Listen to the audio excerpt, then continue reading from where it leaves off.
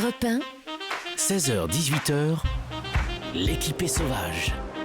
Mathieu Noël. Jean-Philippe Ballas, c'est avec un beau portrait de femme que vous allez tenter de l'emporter à nouveau dans l'équipée sauvage. Elle s'appelait Katherine Johnson. On a appris sa disparition hier à l'âge de 101 ans. Katherine Johnson, elle était mathématicienne à la NASA à l'époque de la conquête spatiale et à l'époque aussi et surtout de la ségrégation. Elle était noire et son parcours exceptionnel, je ne sais pas si vous vous souvenez, son parcours avait été raconté dans un film qui s'appelait Les figures de l'ombre. Il faut une calculatrice pour l'aérospatiale. Catherine fera ça très bien. Tout ce qui est chiffres, elle en fait son affaire. Il n'y a jamais eu de gens de couleur ici. Ne me faites pas honte. Vous devriez être ingénieur. Je suis noire et femme. Je ne vais pas envisager l'impossible.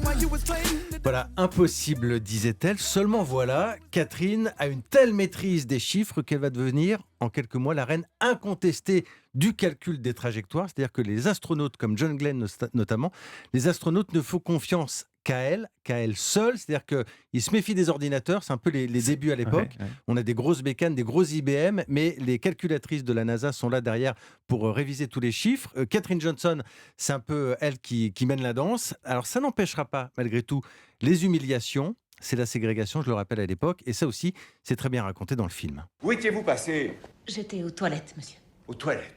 40 minutes par jour? Il n'y a pas de toilette pour moi ici. Comment ça, il n'y a pas de toilette pour vous ici? Il n'y a pas de toilette pour moi ici. Pour les gens de couleur, dans ce bâtiment, il n'y a pas de toilette. Et il n'y en a pas dans les autres, sauf au groupe Ouest, à 800 mètres d'ici. Voilà, et on voit le personnage de Katherine Johnson pendant tout le film qui fait des allers-retours incessants sous la pluie comme ça pour aller aux toilettes. Il aura donc fallu attendre un livre puis un film il y a quelques années pour que les États-Unis découvrent finalement l'histoire de ces calculatrices de la NASA. Katherine Johnson, elle va recevoir la plus haute distinction civile américaine, c'est la médaille de la liberté. Elle va la recevoir, cette médaille, des mains du président de l'époque, Barack Obama. Catherine a été une pionnière qui a fait tomber les barrières de la race et du genre. Elle montre aux jeunes générations que chacun peut réussir et viser les étoiles. Et c'est vrai qu'encore aujourd'hui, Katherine Johnson est souvent citée en exemple aux États-Unis. Elle était de son vivant, elle le sera encore plus désormais maintenant qu'elle est partie. Ce jour-là, à la Maison-Blanche, c'était l'une de ses très rares apparitions. Elle faisait très très peu de discours, Katherine Johnson. Elle parlait quasiment jamais. Elle aimait plutôt les chiffres, hein, on comprend. Elle disait simplement que toute ma vie, finalement, je n'ai fait que poser des équations, je n'ai fait que répondre à des questions. Je l'ai fait du mieux que j'ai pu. Et elle l'a fait avec beaucoup d'intelligence et beaucoup d'humilité. Et donc c'est elle, par exemple, qui a guidé quand ils sont allés sur la Lune. Elle était. La trajectoire de Neil Armstrong notamment, la trajectoire de Apollo 11, c'est elle qui l'a calculée et vérifiée. Et est-ce qu'on sait si aujourd'hui ça existe encore, ce métier de calculatrice, ou bien les ordinateurs sont tellement, je dirais, performants qu'on n'a plus besoin de gens, d'humains derrière pour vérifier les trajectoires? C'est ça qui est un peu dingue, c'est que vous vous rendez compte que le premier pas sur la Lune, c'était il y a 50 ans, et le moindre téléphone qu'on a sur nos tables aujourd'hui est plus puissant que n'importe quel ordinateur de l'époque. Fallait être un peu dingue hein, quand même pour partir dans les étoiles en ce temps-là. Mon cher Stéphane Antonac, c'est avec une certaine fierté que je vous présente à présent un de nos meilleurs journalistes. Jérôme Lacroix, alias Magic GG, est notre ultime concurrent du jour et vous allez voir, pas des moindres. C'est un journaliste qui ne se contente jamais de l'info brute, il faut toujours qu'il la décortique et son analyse débouche souvent sur de vraies questions. Coronavirus, vol à main armée de papier toilette à Hong Kong. Les habitants se sont rués sur le papier hygiénique par crainte d'une pénurie en raison du coronavirus. Et pourquoi ça donne la diarrhée maintenant ? Bien vu GG, il faudra enquêter là-dessus. Aujourd'hui, c'est une histoire bouleversante, très très loin de cette histoire de papier toilette dont vous nous parlez. C'est une histoire qui se passe en Angleterre. Cette scène il y a 40 ans, quasi jour pour jour. Un footballeur, un gamin de 18 ans, marque un but qui sera élu quelques mois plus tard, but de l'année 1980. En Angleterre, le commentateur s'en étouffe presque. Une sublime reprise de volée, frappée en pivot depuis l'extérieur de la surface, un but de PlayStation. Le gamin tireur, il joue dans le modeste club de Norwich, tout à l'est de l'Angleterre. Il marque ici face au grand Liverpool.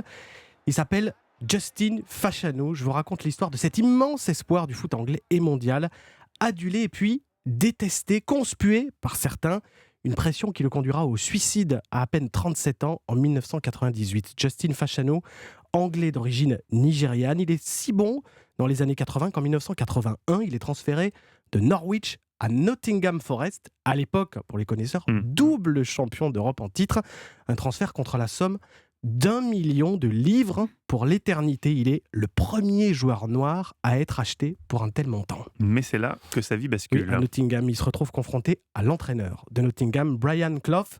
Moi, coach est méchant, qui ne supporte pas Justin Fashanu. Les humiliations sont quotidiennes à l'entraînement. L'entraîneur l'insulte.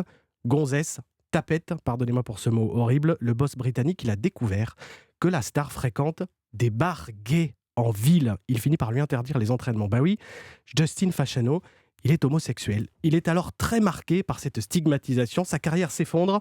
Suivront 10 ans de multiples exils dans des championnats mineurs. Alors, il décide de le dire. Un matin d'octobre 1990, ce titre à la une du tabloïd The Sun, Justin Fashanu confesses I am gay. Courage, mais scandale aussi à la une pour certains.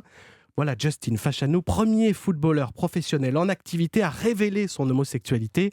Mais dès lors, il est ostracisé par le milieu et aussi par sa famille, notamment son propre frère cadet John, avec qui Justin a grandi en famille d'accueil. Footballeur, lui aussi, ce petit frère à Wimbledon, équipe surnommée le Crazy Gang, le gang des dingues, des durs, des bad boys. Au moment du coming out, ce petit frère dira « Justin, il n'est pas vraiment gay, il veut juste qu'on parle de lui ». En réalité, il est furieux parce que juste avant la révélation, il a payé son propre frère 75 000 livres, 100 000 euros à l'époque, je cite, pour qu'il la ferme. Alors soyons clairs, Justin Fashanu, c'était pas un saint, il aimait la baston, il aimait les bagnoles, il a mené une vie débridée, surtout dans ces dernières années. Il avait d'ailleurs monnayé sa confession, son coming out dans The Sun. En 1998, c'est seul et accusé de viol par un jeune mineur qu'il finit dans un garage d'un quartier malfamé de Londres.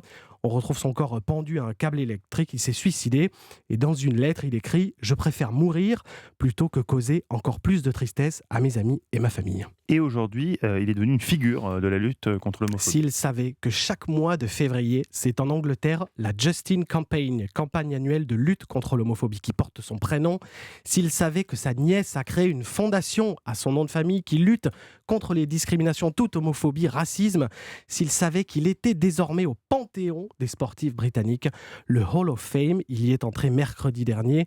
Jour de son anniversaire, il aurait eu 59 ans. Alors, il est aussi un exemple pour les footballeurs gays en activité qui se taisent encore aujourd'hui partout dans le monde.